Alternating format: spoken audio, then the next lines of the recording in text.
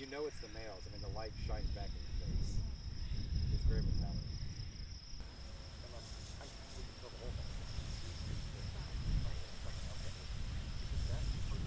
The trend is linear and downward. So the best we know right now is that first, the butterflies have been declining for the last 20 years, and that decline is not stopping in the in our ability to I mean, we don't see any sign that that's going to end. Bother me as much, but when you know it's like an annual flower bed and there's weeds in it, that drives me nuts. 1% a year, yeah, it doesn't seem like much. You're going from 100 butterflies to 99. Most people couldn't detect that difference, but then when it accumulates year after year, and now there are 80 butterflies where there were 100, people can start to notice. And beyond that, the scary part is the trend is downward. So we're not seeing that, oh, the abundance is dropped by 20%, but the trend is downward.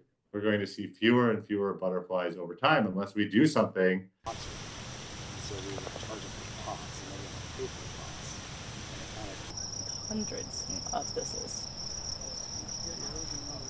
And again, when we compared northern and southern regions, almost always the species that were present in both were doing better in the northern region, which in a northern latitude we generally associate with colder temperatures.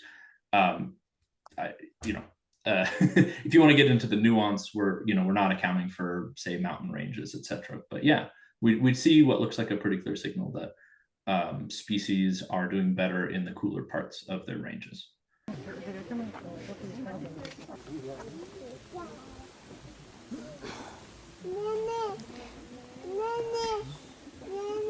This loss is so widespread across the continent that there has to be some general cause. I mean, one thing we talked about 20% total decline.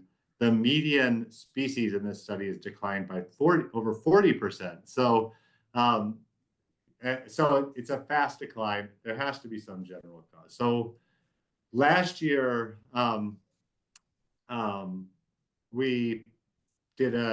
another group that I was involved with, did a analysis that tried to compare these three global changes in an apples to apples basis.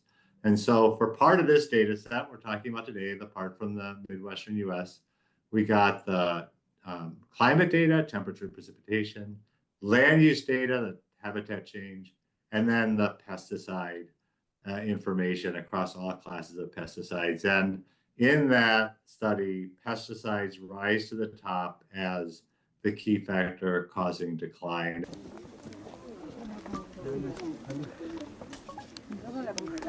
There's a lot of work on how habitat restoration and habitat management can really improve the outcomes for individual populations.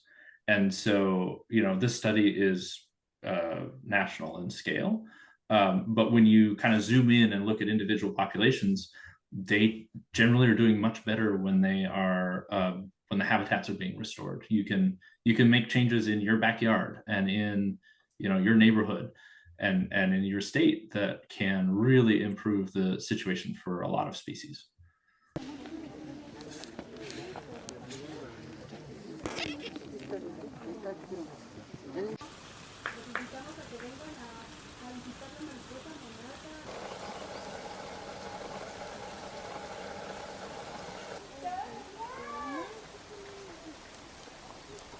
Butterflies were responsible in Texas for about $80 million of cotton pollination per year.